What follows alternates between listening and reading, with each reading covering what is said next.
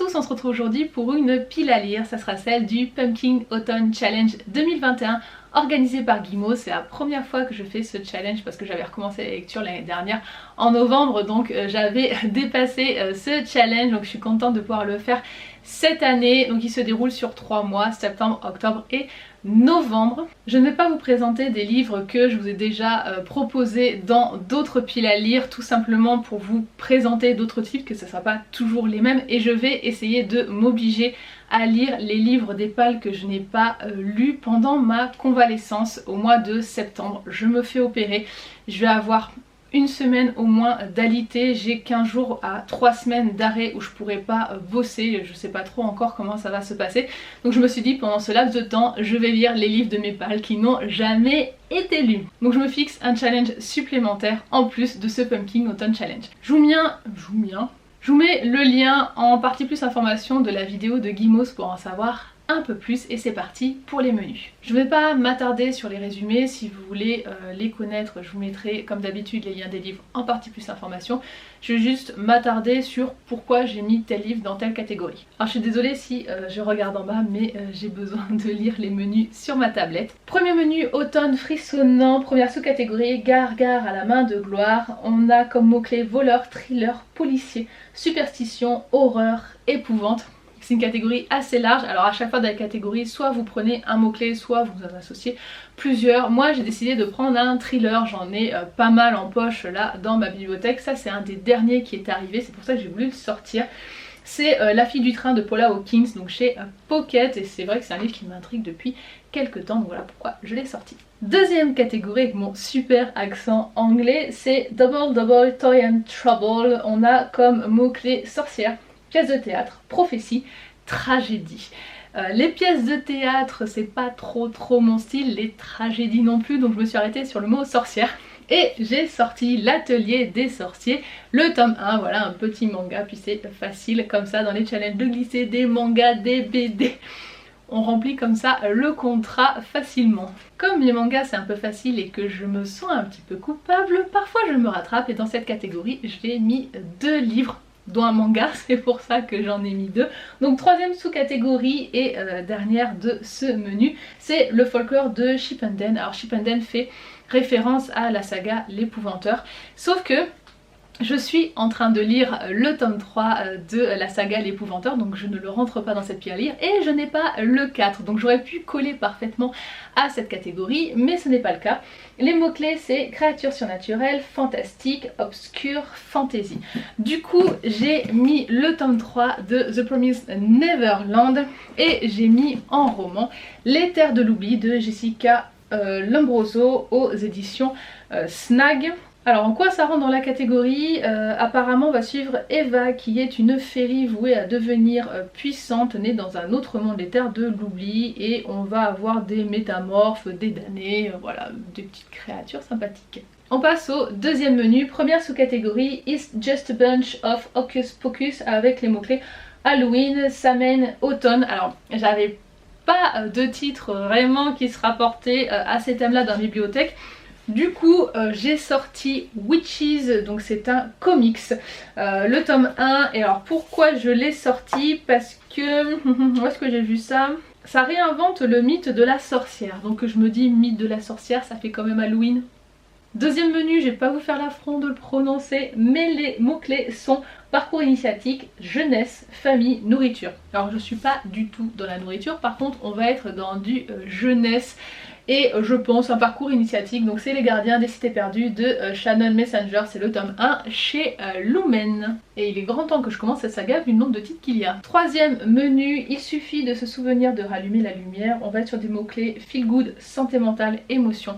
Et là j'ai choisi Aristote et Dante, découvre les secrets de l'univers chez PKJ de Benjamin Alir Saez. Alors je sais pas trop de quoi ça parle, mais vu le résumé, je vais vous le lire, il est tout petit, ça me paraît être bien. Harry, 15 ans, est un adolescent en colère, silencieux, dont le frère est en prison. Dante, lui, est un garçon expansif, drôle, sûr de lui. Ils n'ont a priori rien en commun, pourtant ils nouent une profonde amitié, une de ces relations qui changent la vie à jamais.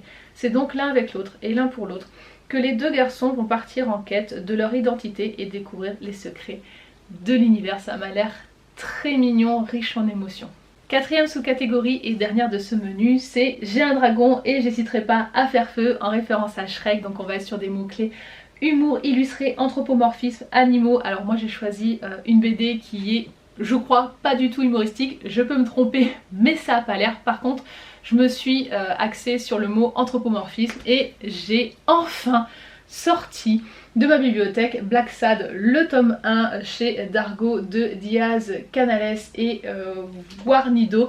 C'est le tome 1 quelque part entre les ombres. Alors pourquoi je dis enfin? Parce que ça fait des années qu'elle est dans ma bibliothèque. C'est une référence en fait en termes de BD. À chaque fois je me faisais engueuler par des potes parce que je l'avais toujours pas lu.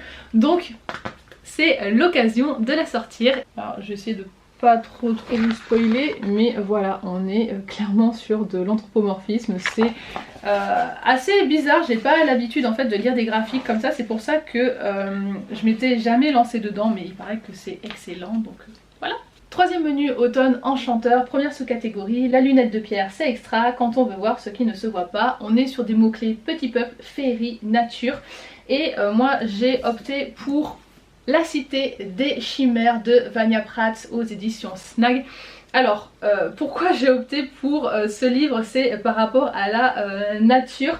Et c'était parce que j'avais lu, voilà, tous demeurent fidèles, ceux qui sont, afin de vivre en harmonie avec la nature et les animaux particulièrement respectés, créant une cité semblable à une ville sylvestre. Deuxième sous-catégorie, nom d'une dune, on est sur des mots-clés écologie, anticipation, science-fiction, post-apocalyptique, et là j'ai choisi Oxygène de Johanna Marins chez Snag.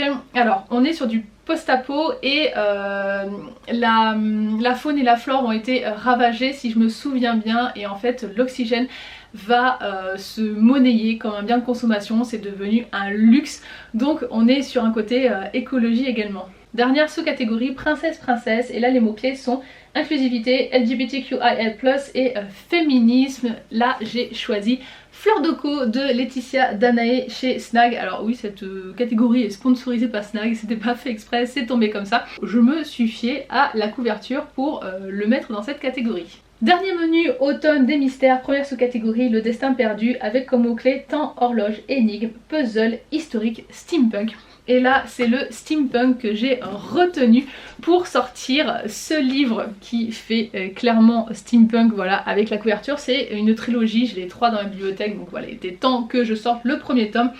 Donc c'est Le secret de l'inventeur, donc tome 1 Rébellion d'Andrea Kremer chez Lumen. Je sais pas de quoi ça parle, je m'en souviens plus, surtout voilà, je me suis fiée juste à la couverture. Deuxième sous-catégorie, les ruines de l'Atlantide. On est sur les mots-clés conte moral, philosophie, récit métaphorique, mythe et légende. Alors les 3 premiers mots-clés, c'est pas du tout mon dada.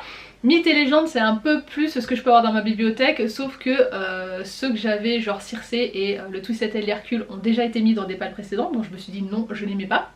Donc qu'est-ce qui me restait dans mythe et légende? La BD Les Petits Mythos. Donc c'est Les Petits Mythos de Cazeneuve et Larbier chez Bambou, et ça va être des histoires sur la mythologie grecque. Troisième sous-catégorie, en avant Yvette Tempête, avec les mots-clés aventure, archéologie, artefacts, voyage, et je me suis arrêtée sur La Grande Barrière de Corail de Hélène Scales et Lisk Feng chez Gallimard Jeunesse, un livre qui peut aussi rentrer par exemple dans la catégorie écologie, nature, etc. qu'on avait dans le menu précédent. Et en fait c'est un livre à la base que j'avais pris pour ma fille, et on est sur, voilà, une explication de ce qu'est la barrière de corail, tout l'aspect écologie important, l'importance de la protéger, etc. Donc voilà, je me suis dit que j'allais en profiter pour le lire dans ce challenge. Ça va être rapide à lire, donc c'est parfait, c'est un peu comme les mangas et les BD, c'est ma petite triche. Dernière sous-catégorie, et c'est celle où j'ai eu peur de ne rien avoir parce que j'ai eu qu'un seul livre dans ma bibliothèque qui rentrait dedans. Alors peut-être que j'en ai d'autres, mais je ne le sais pas parce que je ne connais pas tous les résumés. Donc c'est Cabinet de curiosité avec comme mots-clés art, science, musée, singularité, étrangeté. Alors les essais sur l'art ou quoi que ce soit, pareil, c'est pas des trucs que j'ai. Moi je suis dans la littérature de l'imaginaire, donc c'est vrai que c'est un peu compliqué. Et du coup j'ai trouvé La Malédiction Grimm chez Bayard de Polly Schulman. Et pourquoi quoi j'avais trouvé que ça allait. On parle d'une collection située au sous-sol et dont personne n'accepte de lui parler, la collection Grimm. Elle abrite des objets de contes de fées, bottes de 7 lieues, miroirs de Blanche-Neige, etc. Donc je trouvais que ça rentrait dans une sorte de cabinet de curiosité, une sorte de musée. Ça rentre dans la catégorie quand même, on est d'accord. Voilà pour cette pile à air du Pumpkin Autumn Challenge, j'espère que ça vous a plu, que ça vous aura peut-être donné des idées, rajouté des livres sur votre wishlist. Dites-moi si vous faites ce challenge, n'hésitez pas à vous abonner si ce n'est pas déjà fait, et je vous dis à la prochaine pour une nouvelle vidéo. Bye bye.